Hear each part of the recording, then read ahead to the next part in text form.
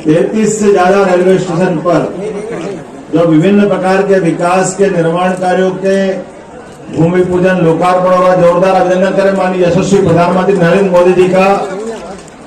और इस अवसर पर हमारे रेल मंत्री माननीय अश्विनी वैष्णव जी भी जुड़े हैं, मैं उनका भी वंदन करता हूं, अभिनंदन करता हूं। यह वो दौर है जिस दौर पर पिछले 10 साल के अंदर अकेले मध्य प्रदेश की बात करें तो 77,000 करोड़ के निर्माण कार्य आज की स्थिति में हमारे मध्य प्रदेश में चल रहे हैं। कोई सोच सकता था आज से 10 साल पहले 200 करोड़ रुपया रेल को मिल जाए तो ऐसा लगता था कि बहुत बड़ी बात हो गई।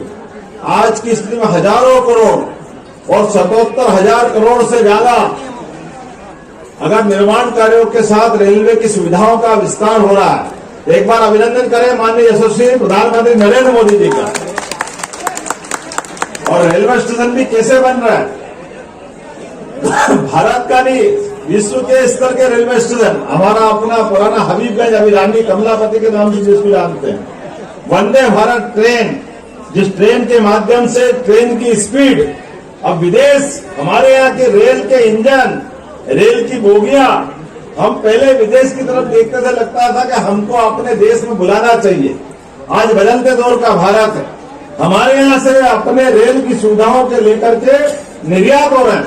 कई देश वंदे भारत ट्रेन के लिए अपनी लाइन में लग करके हमसे डब्बे, इंजन, रेल की पटरियां बिछाने की सुविधाएं, ऐसी कई सौगातें ले रहे हैं। और वो दिन भी दूर नहीं है जब एशिया से निकल करके यूरोप तक हमारी रेल की लाइनों की बिछान हो जाएगी। मुझे इस बात की प्रसन्नता है। हमारे यहाँ पहले शहर में मेट्रो आ जाती तो बहुत बड़ी बात हो जाती, लेकिन मेट्रो की स्पीड भी वंदे भारत मेट्रो की स्पीड से आधी है। इसलिए मेट्रो भी शहर में लाना है कि नहीं लाना, जितनी आ गई वो आ गई।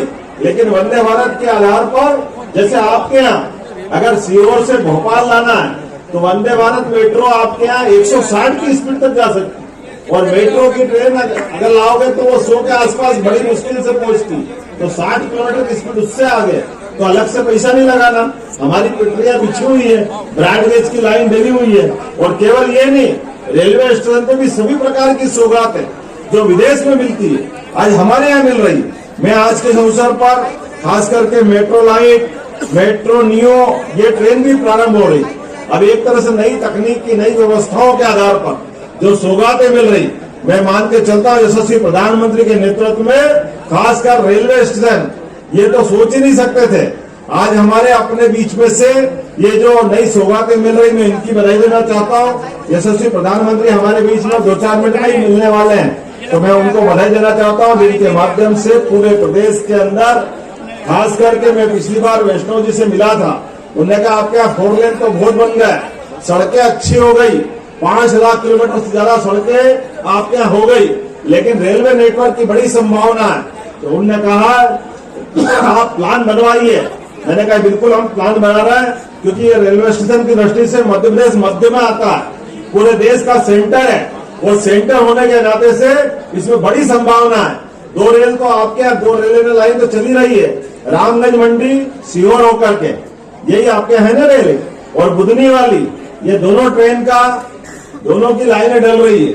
इनको गति बनाने के लिए कहा है कि बहुत जल्दी इनकी और स्पीड बढ़े, और आने वाले समय में इसी प्रकार से और जितने प्रकार के विकास की संभावना हो सकती है, क्योंकि मान के चलते कि रेल के माध्यम से जब रेल आती है तो विकास की बहुत सारी सौगातें लाती है।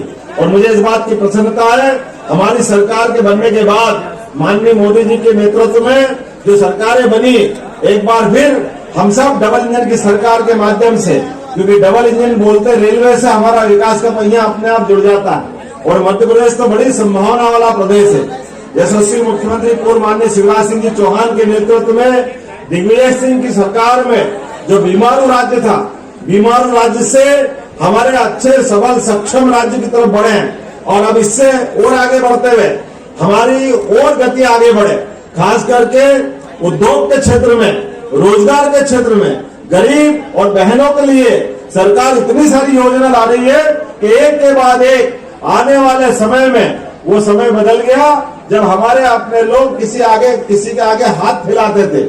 आज के अवसर पर सरकार की सारी योजनाओं का